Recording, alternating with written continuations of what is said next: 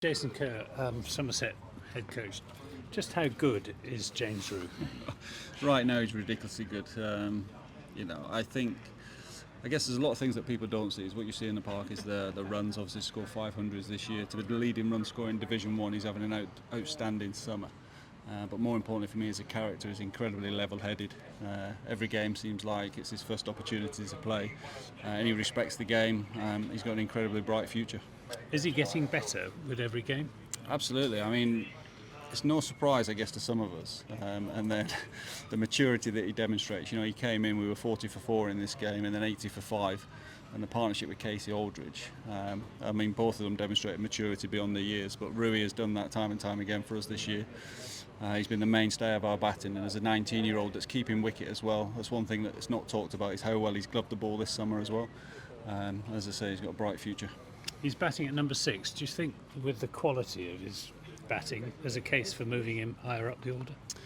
Look, if it's not broke, don't fix it. He's playing brilliantly, and I think he's obviously in the infancy of his career as well. I'm sure over time that will change.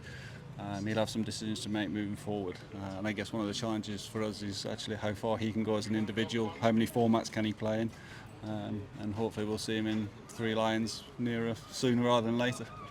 The 2 previous Somerset batsmen to score centuries as teenagers were Marcus Trescothick and James Hildreth. Would you bracket James Rew in that sort of company?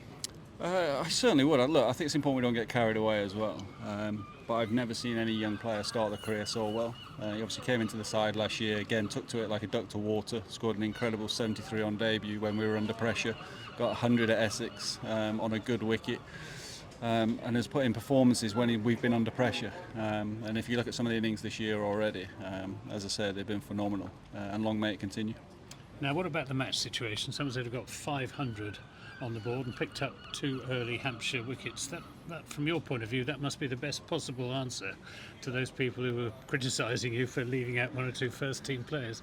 Are you talking about yourself there, Anthony? Look, I think the reality is we're always coming in for criticism. We can't win, irregardless. And I think what's testament again to this group as a team is they're finding a way under pressure situations to perform. As I say, we were 80 for 5 to post 500. Is remarkable. Yes, it's a good surface, etc. But you've still got to go out there and do it. And to see Casey, Bessie, obviously that partnership was valuable, and then Bash at the end, again demonstrates what talent and depth we've got. So there's opportunity for guys, and then obviously we managed to get the early wickets, and so we can put Hampshire under pressure tomorrow. And that's what we're going to have to try and do, is sustain that pressure for as long as we can and create those opportunities. And were you pleased with the way that Alfie Ogborn held his first spell in first-class cricket? Again, what I like about it, I love seeing young players make their debut because you find out about them as characters. I'm not too worried in some respects how they go with bat or ball. It's about who they are as people and can they manage themselves, manage their emotions in those situations. And he did that with a bat first of all. Again, that's his first experience. And then with a new ball, to have someone of experience, of Brooksy at one end, obviously starting as well as he did, but then to have a young, that's Alfie now, 22 I think he is, to come in his first game and bowl as well as he did, again it shows how bright the future is for the club. A good day for Alfie Ogborn, good day for Casey Aldridge, good day for James Rew. What do they all have in common? They're all local boys.